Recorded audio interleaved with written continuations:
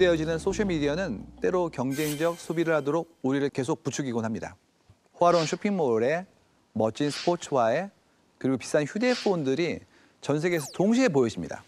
그러면 사람들은 준거가 계속 상향 평준화되고 있고 시장이 글로벌해지면서 이 기준을 따라가지 못하는 사람들에게는 마음에 불편함이 생기는 것도 역시 마찬가지로 생기는 부작용 같은 부분이에요. 거기에 알고리즘이 편향성을 가속화시킵니다.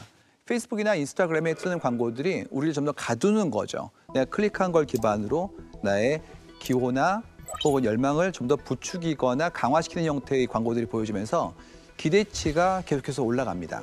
그래서 내가 물질적으로는 엄청난 성공을 거두지 못하더라도 평균 이상은 돼야지 혹은 나는 평균 이상이야 라고 생각하지만 도대체 그 평균은 어떻게 인식되는 것일까요?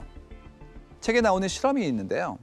스스로를 평균 실력의 운전자, 평균 이상의 운전자, 우수한 운전자로 평가하게 했을 때 무려 80% 정도의 운전자들이 본인을 평균 이상의 운전자라고 평가했다고 합니다. 그러니까 이제 객관적이지가 않죠. 왜냐하면 평균이라는 게 그 산술적으로 50%인데 그러면 50% 정도의 사람들이 그렇게 인식해야 되는데 무려 80% 정도가 내가 평균보다 높다라고 인식한다는 거예요.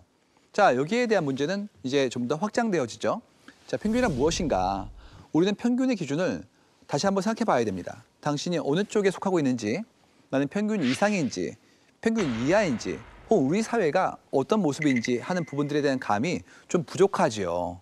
팩트풀리스의 저자 한스 로스인 박사는 의사이자 통계학자로 전 세계 200개국 넘는 국가의 유엔 통계로 세상을 설명하신 분이에요. 그분은 수십 년간 국가별로 GDP, 유아 사망률, 기대 수명 같은 데이터를 통해서 우리 인류의 삶이 어떻게 변화하고 있는지에 대한 것들을 관찰해 본 분이죠. 근데 그분이 한국을 좋아하세요. 한국이 아웃라이어라고 얘기하거든요.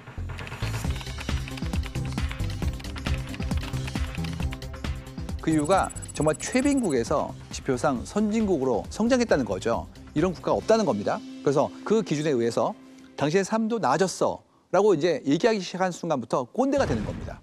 이유가 객관적인 삶의 지표는 올라갔지요. 근데 그거 말고 정서적인 부분, 나의 귀속감, 사회에서 얘기하는 평균에 대한 나의 어떤 위치에 대한 나의 자각, 내 경험치 다 합쳐봐야 되거든요. 이것이 문제가 되냐면 경험치는 다 상대적인 거예요. 사람마다 다 다른 것이거든요. 그렇기 때문에 내가 어떤 사람이고 내가 어떤 사람이어야 되는지에 대한 내 생각에 따라서 나에 대한 인식과 거기에 따르는 감정이 달라질 수 있다 이런 부분이에요. 자신의 상대적인 위치에 대한 관심은 인간의 엄연한 본성이다. 하지만 특별하다는 것은 상대적인 개념이다. 항상 우리는 같아지려고 하지만 또 달라지고 싶거든요. 속하고 싶지만 그런데 또 낫고 싶어져요. 그러니까 이제 미치는 거죠. 나는 걔랑 다르면 화가 나는데 같으면 또 화가 나는 거예요. 그러니까 떨어지면 화가 나고 취급을 같이 받아도 화가 나는 것이고 그 사이의 균형을 어떻게 잡을 것인지가 문제인 것입니다. 나는 이 모형이 본질적으로 욕망에 근거한 것이라 지적했다. 나름의 목적에 부합하는 적정한 품질을 누리기 위해서가 아니라 친구나 이웃보다 더 좋은 차 또는 뒤처지지 않는 차를 갖고 싶은 욕망이 투영된 모형이라는 뜻이다. 저는 이러한 현상을 의미 소비라고 정의했어요. 과거에는 사람들이 자가가 아닌 전월세를 사는 경우에 인테리어에는 그리 큰 관심을 두지 않았거든요. 근데 지금은 자신의 수입의 많고 적음을 떠나서 내 취향대로 내가 중시하는 것에 대해서는 기꺼이 소비하는 문화가 만들어지고 있어요. 삶의 격을 유지하고 싶은 욕망이 커지고 있는 거죠.